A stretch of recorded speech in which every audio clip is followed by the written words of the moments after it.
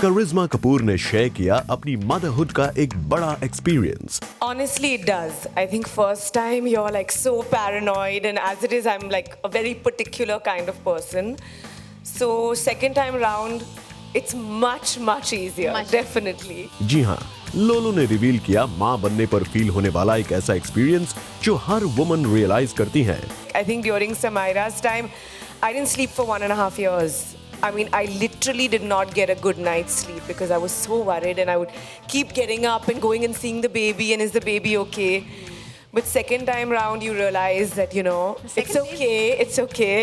अपने इन्हीं एक्सपीरियंसेस को सबसे शेयर करने करिश्मा पहुंची एक बेबी प्रोडक्ट्स की वेबसाइट को प्रमोट करने।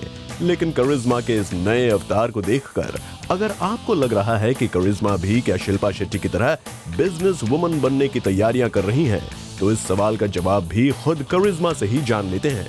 Like I said, I did this not as a businesswoman. It was more like a mother to reach out to all the mums out here in India. Because if I can have this amazing luxury of just sitting here and ordering things for my child, I think every mum out there should be given this convenience.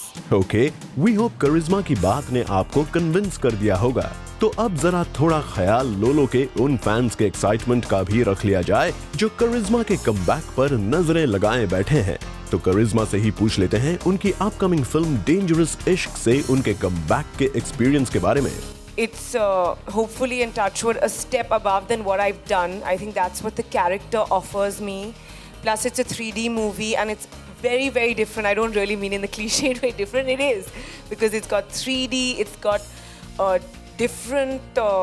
My character has so many different aspects to it that I'm thoroughly enjoying my experience of being back on the set. वैसे लोलो, हमने तो ये भी सुना है कि सत्ते पे सत्ता भी दोबारा शुरू हो रही है, तो कितनी सही है ये खबर?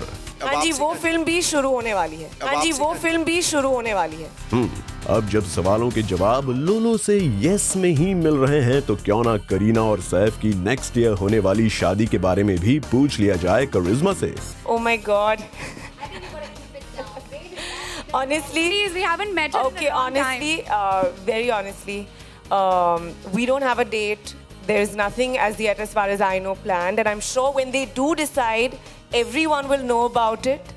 And I'm sure they'll want the entire media and the whole world to enjoy that moment with them. So that's all I'd like to say. ओहो, लोलो ने तो बेबो की शादी की सारी अटकलों पर फुल स्टॉप लगा दिया। वैसे भी बेबो और सैफ पहले ही कह चुके हैं कि शादी की बात वो एजेंट विनोद के रिलीज के बाद ही सोचेंगे, और रिपोर्टेडली एजेंट विनोद हो रही है डिले।